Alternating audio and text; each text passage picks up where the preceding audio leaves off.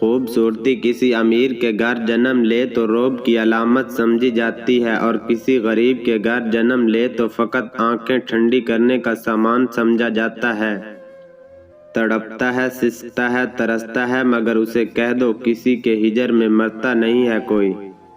جب کسی انسان کا جنازہ نکلتا ہے تو لوگ روتے ہیں، لیکن جب کسی کی عزت کا جنازہ نکلتا ہے تو لوگ ہنستے ہیں۔ وہ لوگ کس قدر درد سے گزرے ہوں گے جن کے ہمدرد اپنے وعدوں سے مکرے ہوں گے۔ کبھی کبھی ایسی حالت ہو جاتی ہے، نہ ہی ناراض ہونے کو دل کرتا ہے اور نہ ہی گلے شکوے کرنے کو، نہ ہی محبت لینے کی چاہ رہتی ہے، دل تنہائی اور سکون چاہتا ہے۔ اور پھر انسان پر ایسے دن بھی آتے ہیں جن میں محض سانس لینا بھی بہادری ہوتی ہے۔ طلب اور مطلب میں صرف میم کا فرق ہے، اور اس میم کا مطلب موقع ہے۔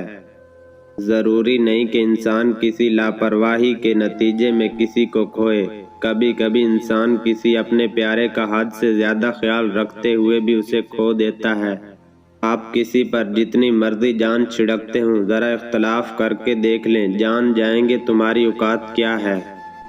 مذہب میں سے انسانیت اور خدمت نکال دی جائے تو صرف عبادت رہ جاتی ہے، اور محض عبادت کے لیے اللہ کے پاس فرشتوں کی کوئی کمی نہیں۔